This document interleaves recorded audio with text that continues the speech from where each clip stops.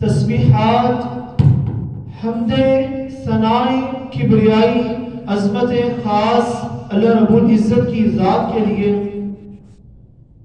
اور بے شمار درود السلام ہو ہادی برحق سرور کائنات امام الانبیاء جناب محمد رسول اللہ صلی اللہ علیہ وآلہ وسلم کی ذات اقدس پر، اور اللہ رب العزت کی بے شمار رحمتیں ہوں صحابہ کرام، اہل بیت، تابعین، تبع تابعین، ائمہ کرام، محدثین کرام، مفسرین اور علماء امت پر کہ جن کی کاوشوں سے خالص دین ہم تک پہنچا ہے۔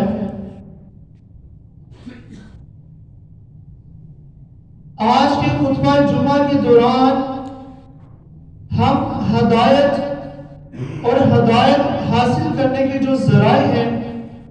اس کے بارے میں جاننے کی کوشش کریں گے۔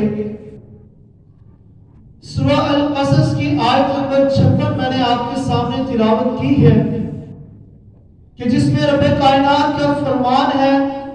اِنَّكَ لَا تَهْدِي مَنْ أَحْبَبْتَ وَلَكِنَّ اللَّهَ يَهْدِي مَنْ يَشَاءُ، کہ آپ جسے چاہے ہدایت نہیں کر سکتے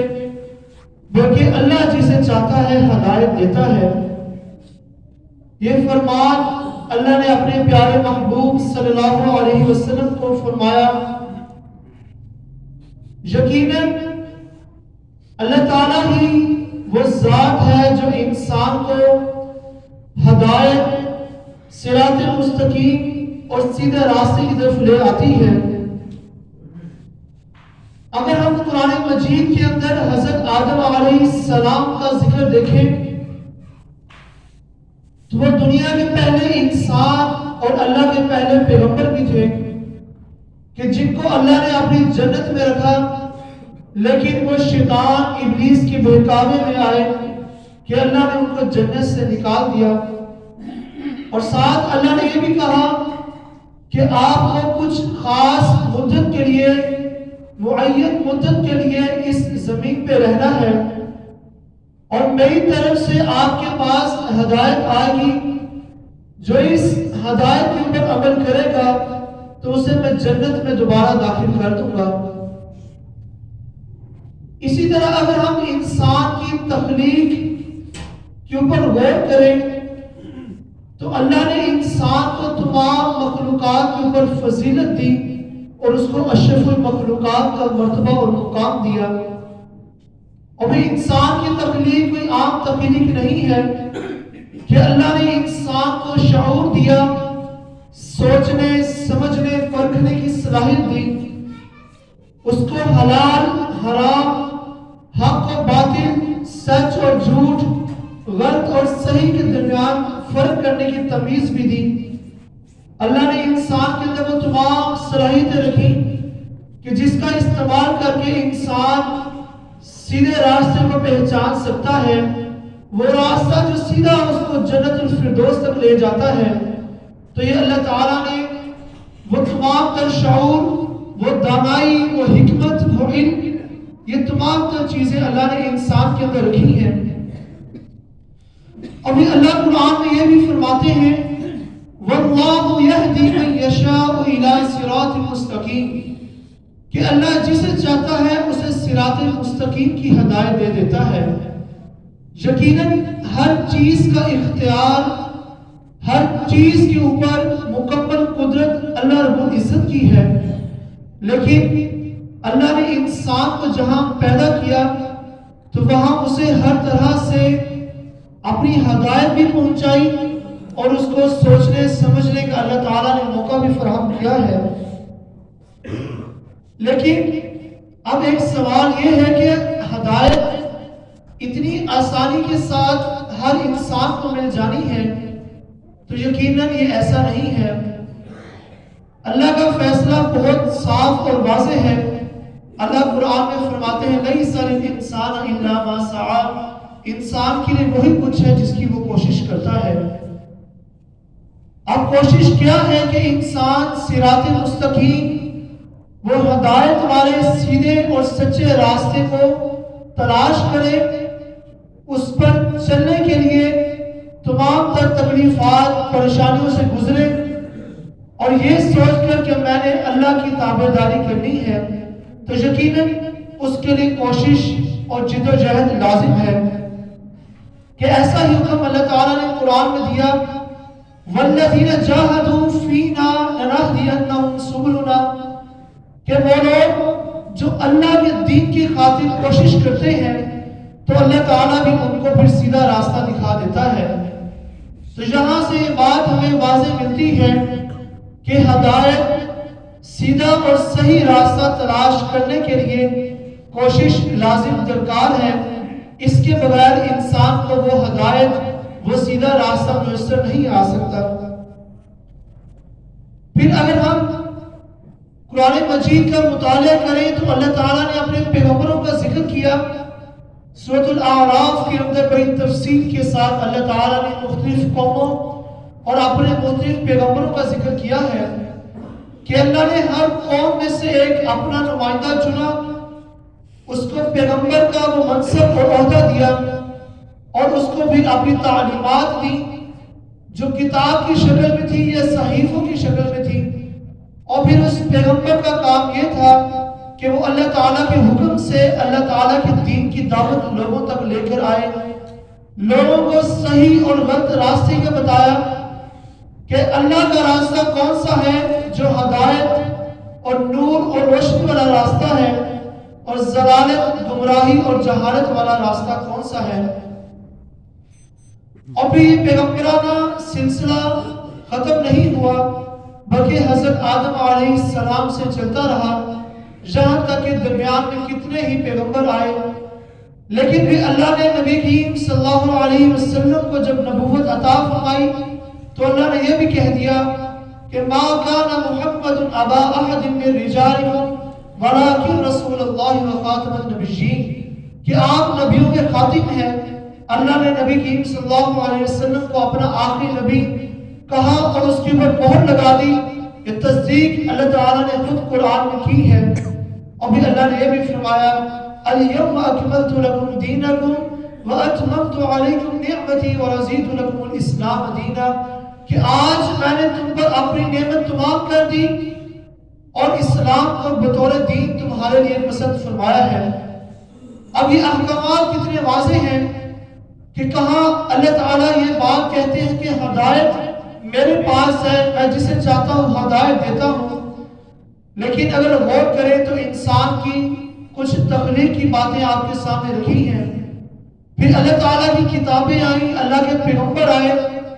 اور ہر پیغمبر کے پاس تعلیمات تھی جنہوں نے بہت واضح دلائل کے ساتھ اللہ کے احکامات کو لوگوں کے سامنے بیان کیا۔ اور اسی طرح نبی آخر الزمان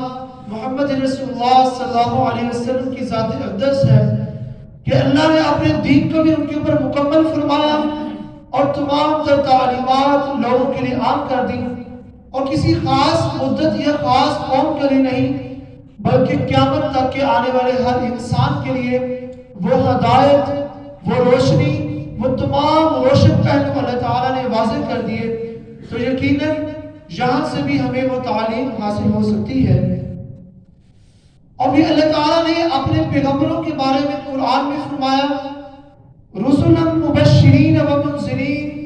لئلا یکون للناس علی اللہ حجۃ بعد الرسل، کیا ہم نے انہیں رسول بنایا ہے جو خوشخبری دینے والے اور عذاب سے ڈرانے والے ہیں تاکہ لوگوں کو آگاہ کریں اور ان کے پاس کوئی حجت باقی نہ رہے، کہ کہیں کل کو کوئی شخص یہ اٹھ کے نہ کہے کہ میرے پاس تو اللہ کا پیغام آیا ہی نہیں، میرے پاس تو اللہ کا دین پہنچا ہی نہیں، جبکہ اللہ نے قرآن میں بہت واضح الفاظ میں فرمایا ہے کہ اللہ نے اپنے پیغمبر بھیجے جو نیک لوگوں کو خوشخبری دینے والے تھے اور برے لوگوں کو عذاب سے ڈرانے والے تھے، تاکہ کسی انسان کے پاس یہ بات کہنے کو باقی نہ رہے کہ میرے پاس تو اللہ کی ہدایت آئی ہی نہیں یا اللہ کا پیغام پہنچا ہی نہیں۔ تو اللہ نے اس معاملے کے اندر بھی ہماری رہنمائی فرمائی ہے۔ اور بھی اللہ یہ بھی فرماتے ہیں وَمَا أَرْسَلْنَا مِن رَسُولٍ إِلَّا لِيُطَاعَ بِإِذْنِ اللَّهِ، کہ ہم نے کوئی رسول نہیں بھیجے مگر یہ کہ اللہ کے حکم سے ان کی اطاعت کی جائے۔ یعنی کہ جتنے بھی رسول، پیغمبر اور نبی دنیا میں تشریف لائے، ان سب کے پاس خالص اللہ رب العزت کی تعلیمات تھی، اور ہر لحاظ سے اللہ تعالیٰ نے ان کی تعلیم کو مکمل فرمایا، اور پھر انسان کے لیے لازم قرار دیا کہ وہ جہاں پیغمبر کی اطاعت کرے تو ساتھ ہی اللہ تعالیٰ کی فرما برداری اور تابعداری بھی ان کے لیے لازم قرار دی گئی۔ اگر ہم ہدایت کے مفہوم کے اوپر غور کریں تو ہدایت سے مراد وہ ایسا راستہ ہے جو انسان کو ایسے ذرائع سے گزارتے ہوئے سیدھا اللہ کے پاس لے جاتا ہے کہ جہاں انسان اللہ تعالیٰ کو حاصل کرتا ہے وہ اللہ کے نزدیک ہو جاتا ہے، کہ جہاں اس کو اس بات کا کامل یقین ہوتا ہے کہ یقیناً آج میں نے اپنے رب کو پا لیا، میں آج صراط مستقیم کے اوپر قائم ہوں، میں سیدھے راستے کے اوپر ہوں، اور سیدھا راستہ یقیناً اللہ تعالیٰ کی تعلیمات کے اوپر عمل کرنے کے ساتھ مشروط ہے۔ اب ہم اپنے خطبے کے دوسرے حصے کی طرف آتے ہیں کہ وہ کون سے ذرائع ہیں، وہ کون سے سورسز ہیں جن کے اوپر عمل کر کے ہدایت کو حاصل کر سکتے ہیں۔ یقیناً یہ بات تو اللہ نے کہہ دی کہ میں جسے چاہتا ہوں صراط مستقیم کی ہدایت دیتا ہوں، لیکن اللہ نے انسان کے لیے کوشش، اس کی سمجھ اور شعور کے استعمال کو بھی لازم قرار دیا ہے۔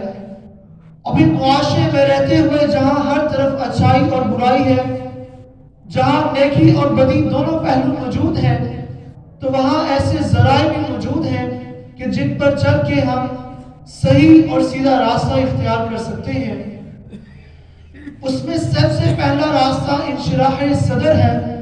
کہ انسان کا سینہ کھل جائے۔ سینہ کھلنے سے مراد اللہ تعالیٰ کی پہچان ہے کہ انسان صحیح معنوں میں اللہ تعالیٰ کی ذات کا تعین کر سکے، اللہ تعالیٰ کی وحدانیت کا قائل ہو، اللہ تعالیٰ کی توحید کو پہچان سکے۔ تو یہاں بھی وہ اپنے سینے کو کھولتا ہے، اور جب انسان یہ کرتا ہے تو اللہ تعالیٰ فرماتے ہیں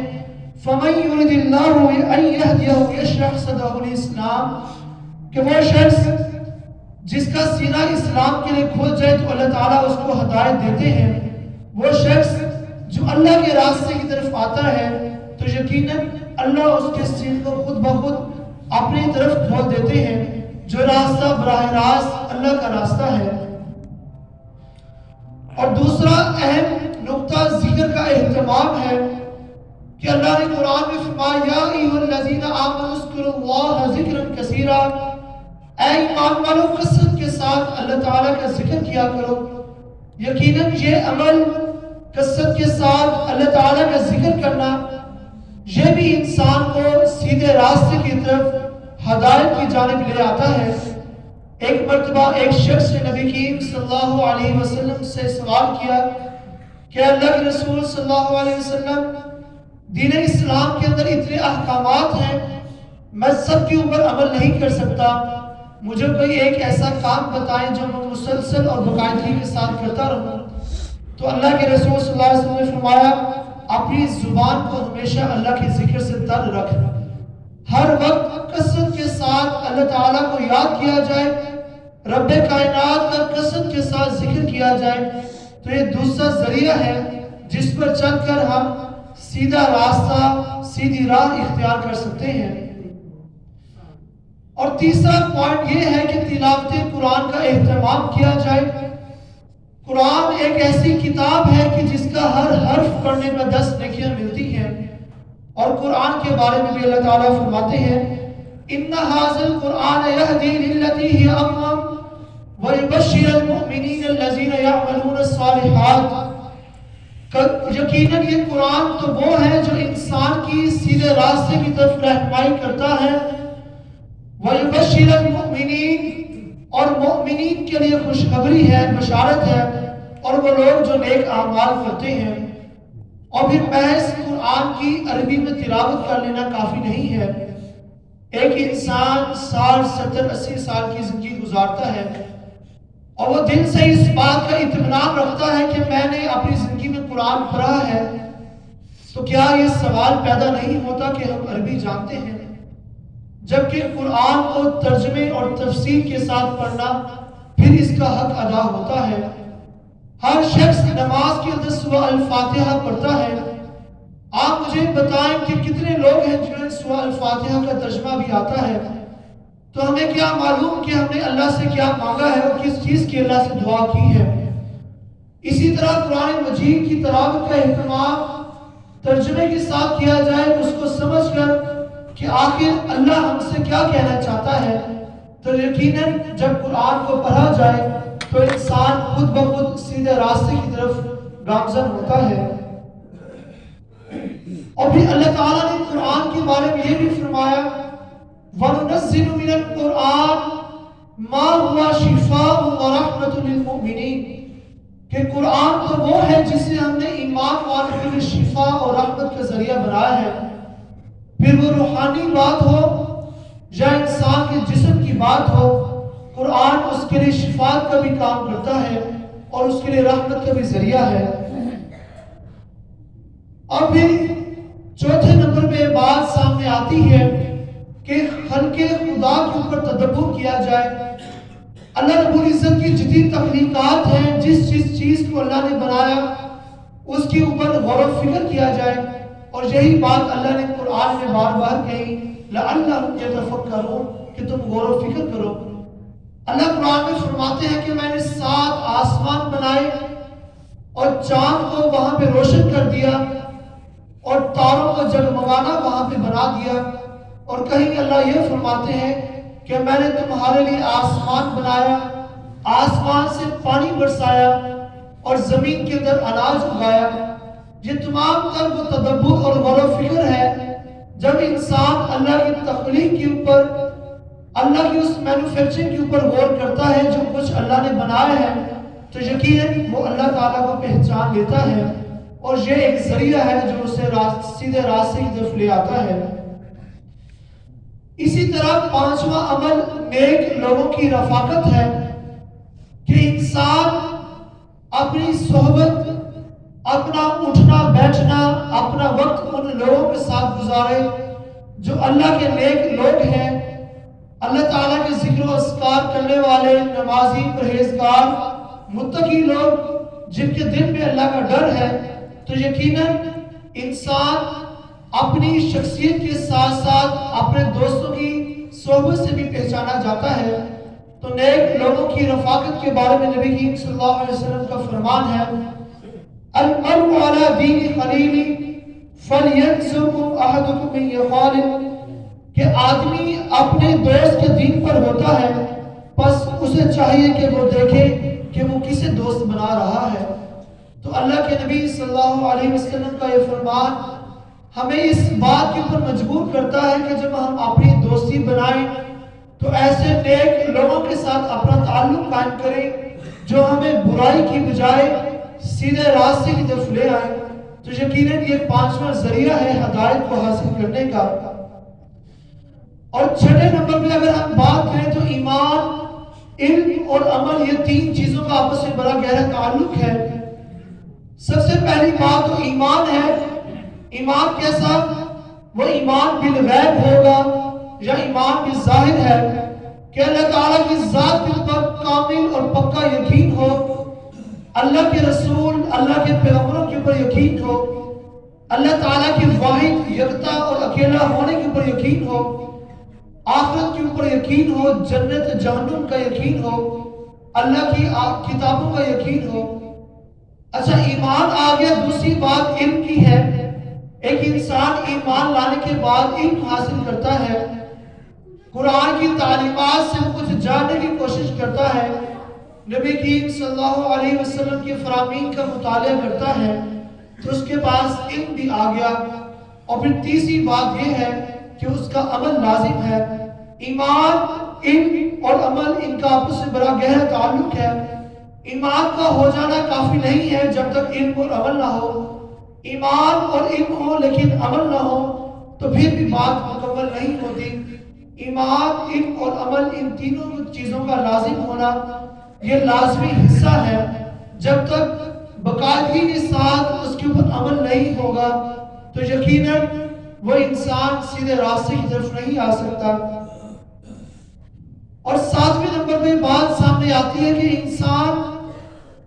اللہ تعالیٰ سے اپنے گناہوں کی توبہ کرے، تمام در سیئات، اس کی غلطیاں کوتاہیاں،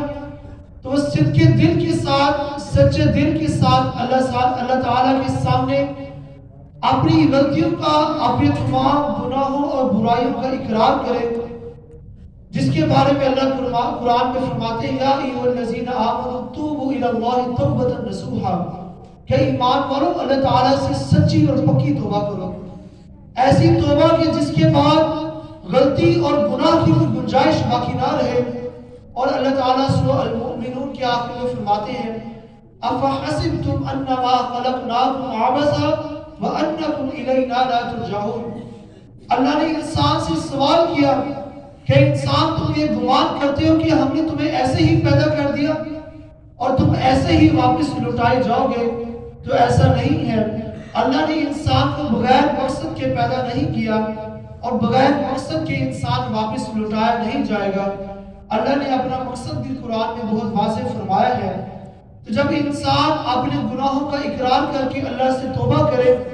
تو اس طرح بھی وہ سیدھے راستے کی طرف اور ہدایت کو حاصل کر سکتا ہے۔ 8واں نقطہ بڑا اہم ہے، جس میں انسان کا نفس اور شیطان کا مقابلہ ہے، کہ جہاں ہر طرف شیطان انسان کے پیچھے لگا ہوا ہے، اس کو فحاشی، عریانی، معصیات، برائیوں کی طرف دھکیلتا ہے، تو وہاں ایک ایمان والے کے لیے لازم ہے کہ وہ اللہ تعالیٰ کا ڈر دل میں رکھ کر شیطان کا مقابلہ کرے، کیونکہ اللہ نے قرآن میں یہ بھی فرمایا ہے کہ بے شک شیطان انسان کا کھلا دشمن ہے۔ ہر موڑ کے اوپر، ہر نیک کام کے اوپر، ہر صحیح راستے کی طرف شیطان انسان کو بہکانے کی کوشش کرتا ہے۔ یہ وہی شیطان ہے کہ جس نے حضرت آدم علیہ السلام کو تکبر کی بنا کے اوپر سجدہ کرنے سے انکار کیا تھا۔ تو یہ شیطان انسان کو کیسے نہ بہکائے؟ تو اپنے نفس کا مقابلہ شیطان کے ساتھ کیا جائے، تو جب انسان اپنی نفسانی خواہشات کو ترک کر کے اللہ اور اس کے احکامات کے نیچے آتا ہے، اس کی تابع داری کرتا ہے، تو یقیناً وہ صحیح راستے کے اوپر موجود ہوتا ہے۔ ابھی 9واں پوائنٹ اور 9واں نقطہ ہمارے سامنے یہ ہے کہ نبی کریم صلی اللہ علیہ وسلم کی سیرت اور ان کی سنت کا مطالعہ کیا جائے۔ اور قرآن نے بار بار کہا یا ایھا الذین آمنوا اطیعوا اللہ و اطیعوا الرسول، اللہ اور اس کے رسول کی اطاعت یہ ایمان کا لازمی جز ہے۔ اللہ کی اطاعت ہو لیکن اللہ کی رسول کی اطاعت نہ ہو تو ایمان مکمل نہیں ہو سکتا۔ اللہ کے رسول صلی اللہ علیہ وسلم کے جن کے بارے میں اللہ نے فرمایا اِنَّا أَرْسَلْنَاكَ شَاهِدًا وَمُبَشِّرًا وَنَذِيرًا، کہ ہم نے آپ کو گواہی دینے والا، خوشخبری دینے والا اور عذاب سے ڈرانے والا بنا کر بھیجا ہے۔ اور کہیں اللہ نے یہ بھی فرمایا وَمَا أَرْسَلْنَاكَ إِلَّا رَحْمَةً لِلْعَالَمِينَ، کہ ہم نے آپ کو تمام جہانوں کے لیے رحمت للعالمین بنا کر بھیجا ہے۔ اور کہیں اللہ یہ بھی فرماتے ہیں لَقَدْ كَانَ لَكُمْ فی رسول اللہ اسوۃ حسنہ، کہ نبی کریم صلی اللہ علیہ وسلم کی زندگی تمہارے لیے عملی نمونہ ہے، اسوہ حسنہ ہے۔ اللہ کے نبی صلی اللہ علیہ وسلم کی 63 سالہ زندگی اور خصوصاً 23 سالہ آپ کا نبوی دور، آپ کی زندگی کا ہر پہلو، ایک ایک لمحہ انسان کے لیے ہدایت ہے۔ اس کو پڑھنے کی ضرورت ہے۔ جہاں آپ قرآن کا مطالعہ کرتے ہیں تو وہاں نبی کریم صلی اللہ علیہ وسلم کی سیرت کا مطالعہ بھی لازم ہے۔ تو یقیناً یہ ایک بہت بڑا ذریعہ ہے جس سے انسان صراط مستقیم، سیدھے راستے اور ہدایت کو پا سکتا ہے۔ اسی طرح 10ویں نمبر پہ یہ بات سامنے آتی ہے کہ علمی مجالس میں شرکت کی جائے۔